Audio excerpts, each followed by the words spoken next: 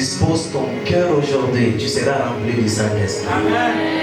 Si tu disposes ton cœur aujourd'hui, tu vas parler de nouvelles langues.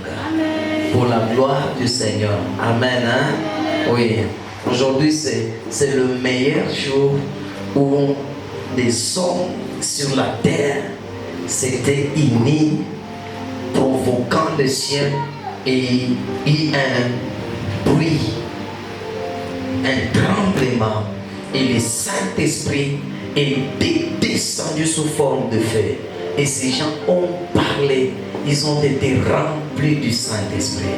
L'enseignement d'aujourd'hui, c'est un très bon enseignement. Amen. Hein? Enseignement Léo A. Le thème est: ils furent tous remplis du Saint-Esprit. Ils furent tous remplis du Saint-Esprit. Bana kuya bote na bana jaziwa bote na Roho Mtakatifu. Mais il y a des choses qui ont fait que ces gens soient remplis du Saint-Esprit. Tu ne peux pas être rempli du Saint-Esprit comme ça. Et une personne qui n'est pas remplie du Saint-Esprit est une personne non accomplie. Est une personne à moitié. Donc, mon toiko informe et vide. Informe et vide. L'esprit vient donner la forme et l'esprit vient remplir. Quand la Bible dit le monde était informe et vide, la Bible parlait des sons. Elle parlait de l'homme, de la vie d'un homme. Un homme sans les trois personnes, il est informe et vide. Lorsque Dieu crée une personne, cette personne n'est pas un être accompli. Lorsqu'un enfant est né, le jour que tu étais né, tu es venu au monde, tu n'es pas une personne accomplie. Amen. Hein? C'est pourquoi vous allez voir Jésus quand il était à la croix, il a remis son esprit et à la fin il a dit: tout est accompli. Beaucoup de choses se sont accomplies dans ta vie. Donc le mariage, le succès, le pouvoir, la promotion, l'élévation, c'est accompli en qui? En Christ. Nous sommes ensemble. Hein? C'est quoi le Saint-Esprit? Le Saint-Esprit est une personne. Le Saint-Esprit est un mot. Amen. Hein? Le Saint-Esprit est une personne. Quand vous lisez bien la Bible, vous allez voir là où le Saint-Esprit a dit: mettez-moi Barnabas et Paul à part pour les services que je les ai appelés. Amen. Hein? Le Saint-Esprit est le Seigneur Jésus dans la vie d'un chrétien. Le Saint-Esprit est le Seigneur Jésus dans la vie d'un chrétien, dans le corps d'un chrétien, d'un enfant de Dieu, d'un disciple. C'est lui-même qui est venu habiter en nous. Qu'est-ce qui se passe dans la vie d'une personne? Lorsque Dieu crée le monde, ou lorsque Dieu crée l'homme, Dieu avait dit quelque chose, il dit: créons l'homme à notre image, selon notre ressemblance. Il parle de l'image, il parle de la ressemblance. Tandis que quand nous lisons bien dans le Nouveau Testament, Dieu est en train de dire ceci, afin que tous, qu'on arrive à la ressemblance de qui? De Jésus. Donc cela veut dire tout ce temps ici, l'homme n'était pas à la ressemblance de Jésus. Créons l'homme à notre image, selon notre ressemblance. Amen. Hein? L'objectif de Dieu sur la vie de tout un chacun de nous, et c'est que nous ayons la ressemblance de Jésus. Qu'on ressemble à qui? À Jésus. Et quand nous ressemblons à Jésus, nous devenons, nous accomplissons maintenant cette parole qui dit: créons l'homme à notre image et selon notre ressemblance. Pour ressembler à Christ, nous avons besoin d'incarner en nous la personne du Saint-Esprit. Et cette personne du Saint-Esprit, lui, vient maintenant à nous donner les fruits. Et ces fruits, et les fruits d'amour, la paix, la joie, la bénédiction, la tempérance, la patience, etc. Dieu créant l'homme, avant de le créer, il appelle. Il dit: créons l'homme à notre image. Il parlait à qui? Hein? Parce que comme je suis seul là, je suis en train de prêcher seul. Mais si je dis nous prêchons, cela veut dire nous sommes nombreux. Amen. Hein? Amen. Suivez-moi très bien. Parce que si quelqu'un n'a pas le Saint-Esprit en lui, il n'est pas un enfant de Dieu. Et il n'est pas un homme accompli. Dieu a créé toutes choses. À la fin, pour créer l'homme, il dit: créons l'homme à notre image et selon notre ressemblance. Combien de choses qu'il a parlé là? L'image et la ressemblance. Et pour qu'un homme ressemble à Christ, il doit incarner en lui tous les 9 fruits du Saint-Esprit. Donc cela veut dire, quand une personne n'a pas le Saint-Esprit en lui, il n'est pas à la ressemblance de Christ.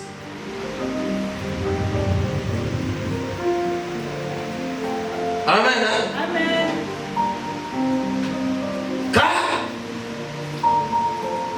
nous voulons avoir l'image de Christ. Quand on nous regarde, regardez pour la toute première fois quand on a appelé les enfants, les apôtres, les chrétiens.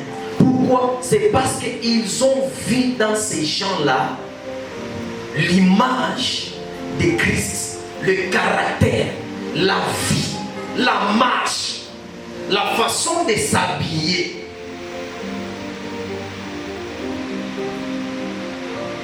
Et quand quelqu'un a le Saint-Esprit, il fera les choses que ce que le Saint-Esprit lui dit de faire. S'habiller, parce que Jésus a dit: ma nourriture à moi, c'est de faire quoi? La volonté du Père. Donc ta nourriture à toi, c'est de faire la volonté du Saint-Esprit. Lorsque tu fais la volonté du Saint-Esprit, Dieu te donne ce qu'il te faut pour manger. Amen. Hein? Amen.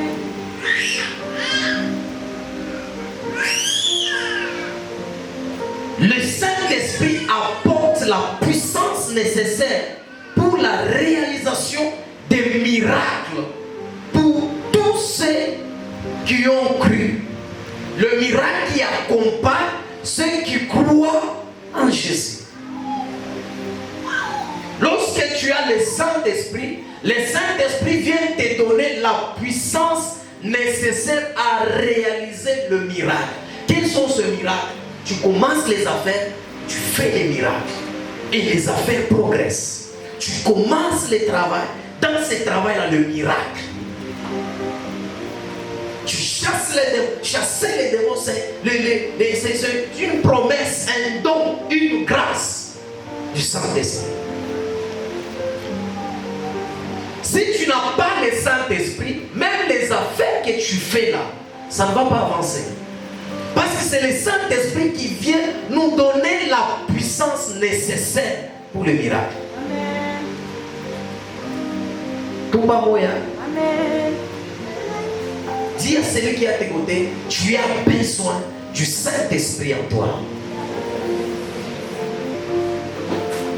C'est par le Saint-Esprit que nous devenons des vrais témoins de Jésus-Christ jusqu'à l'extrémité de la terre.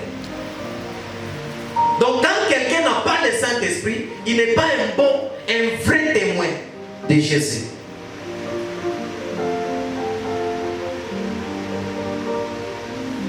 Le Saint-Esprit nous aide à annoncer la parole de Dieu avec assurance.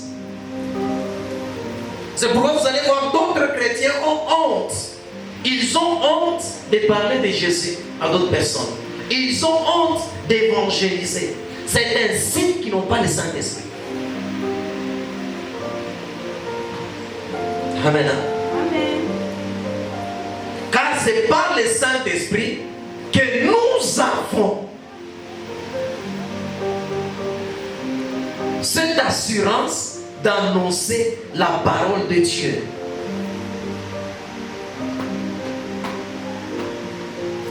Le Saint-Esprit en nous nous révèle, nous annonce les choses à venir. Lorsque tu as le Saint-Esprit, un problème ne peut pas te brusquer. Lorsque tu as le Saint-Esprit, les démons ne peuvent pas vous surprendre.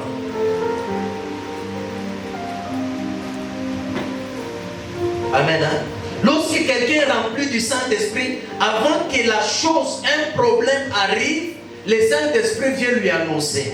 Lève-toi ces derniers jours en prière parce que je vois telle chose. Comment ça? Il y a d'autres dans le rêve. Tu dors, tu vois le Saint-Esprit qui vient t'annoncer. Tout pas moyen. Amen. Amen. Hein? Amen. Priez sans le Saint-Esprit. Un, vous n'êtes pas un enfant de Dieu. Deux, vous êtes un aveugle. Amen. Vous êtes un aveugle. Amen. Vous ne saurez ni quand, ni comment un problème peut arriver. Amen.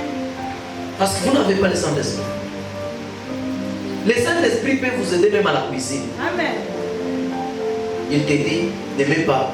Le seul que tu as t'aimer là, ça va dépasser. Lorsque ton mari vient, tu lui donnes quelque chose à manger, il te dit, non, tu n'aimes pas, c'est juste que tu ne prépares pas bien. Demande la personne du Saint-Esprit. Je me rappelle un jour, j'installe les antennes paraboliques, des chaînes chrétiennes et tout. Un jour, j'ai installé l'antenne quelque part et la vis que je devrais visser quelque part était tombée. Il y avait des pierres, beaucoup de pierres là. Je suis descendu, j'étais haut, je suis descendu là, j'ai cherché. Plus de 45 minutes. J'ai cherché. Seigneur, je suis à la fin. Je me dis, pourquoi tu passes ton temps comme ça? Tu as quelqu'un, tu peux poser la question. J'ai dit, il y a l'ami fidèle, le Saint-Esprit. J'ai posé la question au Saint-Esprit, j'ai dit, ça se cache où, ça se trouve où? L'Esprit me dit, soulève juste cette pierre. J'ai soulevé la pierre, la vie c'était là. Mais partout là, j'ai passé même. J'ai passé même. Je n'avais rien vu, vous trouvez. Mais quand j'ai posé la question au Saint-Esprit, le Saint-Esprit m'a rappelé, le Saint-Esprit m'a montré. C'est le Saint-Esprit qui nous aide lorsque, après avoir écouté l'enseignement, on rentre à la maison, le Saint-Esprit vient nous rappeler. Amen. La Bible dit, l'Esprit, le consolateur, viendra sur vous, il va vous rappeler toutes les choses que je vous ai annoncées. Amen. Amen. Hein?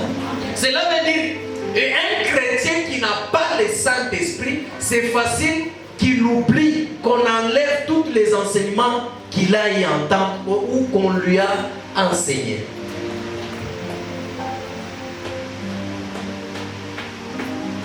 Amen. Hein? Amen. Donc le Saint-Esprit est comme la mémoire à part cachée qu'un démon, un sorcier, ni le diable ne peut entrer pour formater. Donc quand vous avez le Saint-Esprit, vous avez, vous voyez un téléphone. Il y a un téléphone où on met des cartes mémoire. Donc dès que ce téléphone bloque, vous avez la probabilité de faire quoi? D'enlever la carte mémoire et de retrouver les choses enregistrées. C'est de la même façon avec le Saint-Esprit. Lorsque vous êtes agité avec des problèmes, des fois quand les problèmes arrivent, ces problèmes nous poussent à oublier que Dieu existe.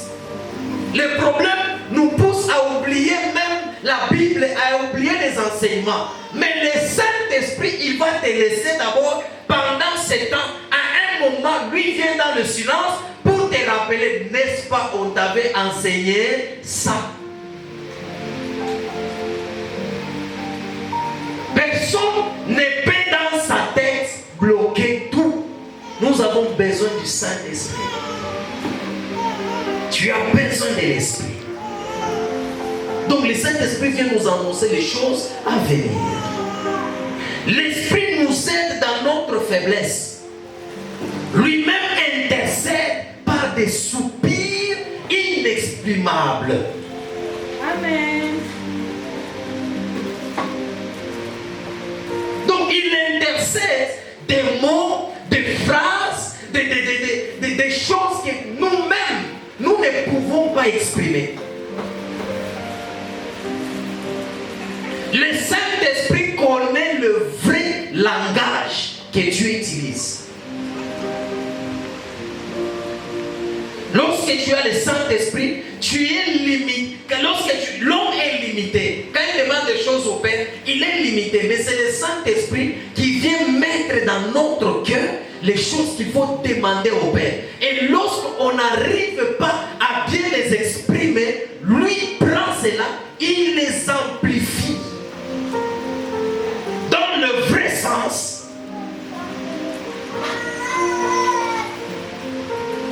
Amen. Hein? Amen. Dans la langue que Dieu peut écouter, afin qu'il nous exauce. Tu es avec moi? Amen. C'est par le Saint-Esprit que le Seigneur révèle son secret à ses serviteurs, les prophètes. C'est par le Saint-Esprit que Jésus révèle ses secrets à ses enfants. C'est pas le Saint-Esprit. Anakuya. Unasema Mungu anashimanganaka. Amuyewe. Mungu anashimanganaka. Atakushimanga na maprofeti. Amen. Atakiwa mambo yako anakuisha maprofeti. Kwa mnaona tunayo mambo hivi tunaprofetize mambo ya mtu. Ni nani anatuonesha? Ni Mungu. Mais kushimanga kwake kwa kuleta réponse. Ashishimangaki ndio kudétruire. Amen. Bon terme mimi utiliser. Amen. Amen. Hein? Dieu partage nos problèmes avec ses serviteurs, ses prophètes. Il le révèle. Il le révèle. Donc quand tu fais des choses en cachette là, même si aujourd'hui je n'interdis rien, demain je n'interdis rien, fin de fin, un jour là, vous allez voir dans l'enseignement, je parle, je touche sur les péchés que tu avais fait. Amen. Amen. Amen. Hein? Amen. Ouais. Le Saint-Esprit rend possible la communication avec Dieu, qui opère tout en tous. Le Saint-Esprit, quand il est en nous, rend la communication possible avec Dieu. C'est lui qui opère tout en tous. Grâce à l'Esprit, nous pouvons interpréter tous les songes et les résoudre. comme cas de Daniel et Joseph. C'est par l'esprit que Dieu lui a révélé. Il a interprété les songes de Pharaon. C'est par le Saint-Esprit que Daniel a eu à comprendre, à parler. Mais le prophète a une explication.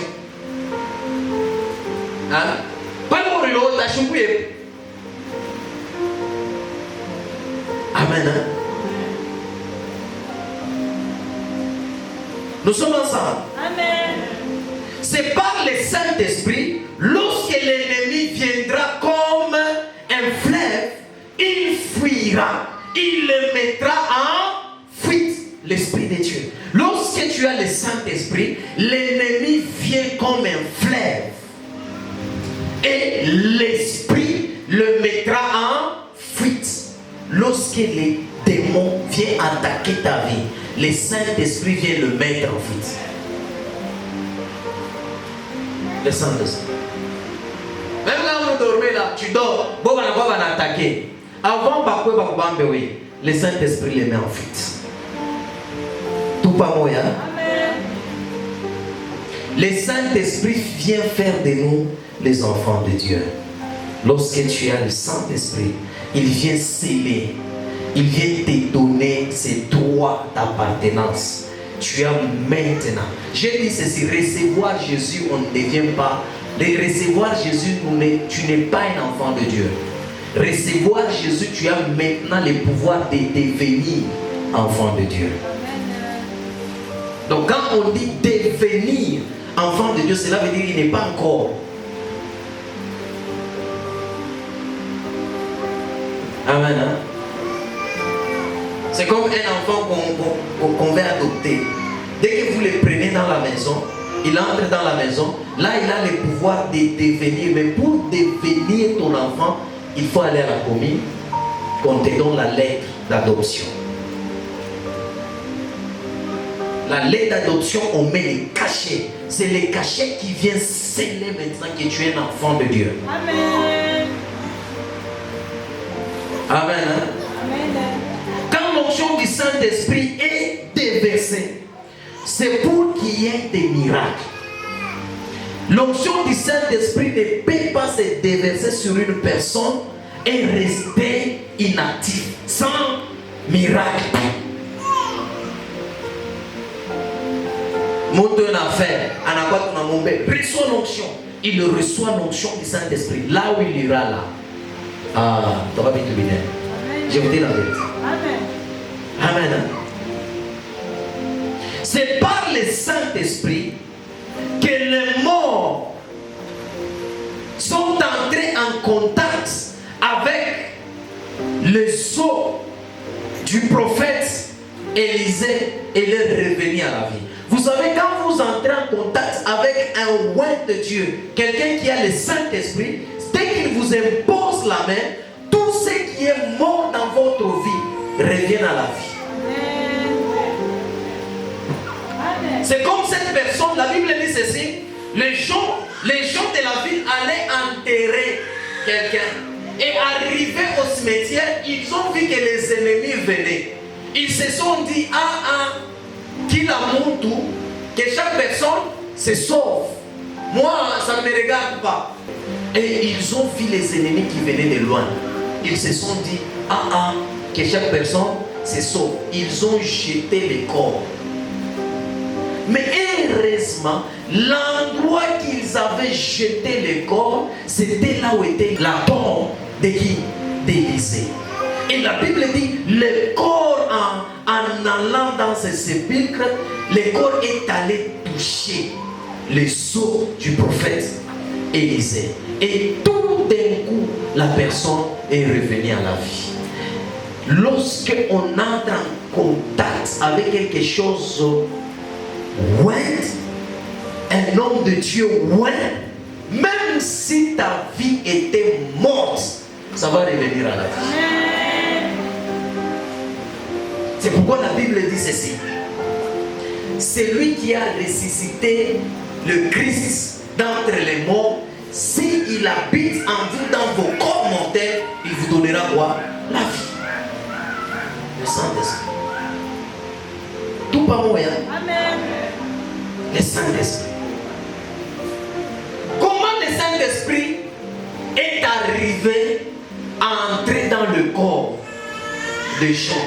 Comment le Saint-Esprit est arrivé à habiter dans le corps des gens? Amen. Hein? Genèse 8, 8 à 12.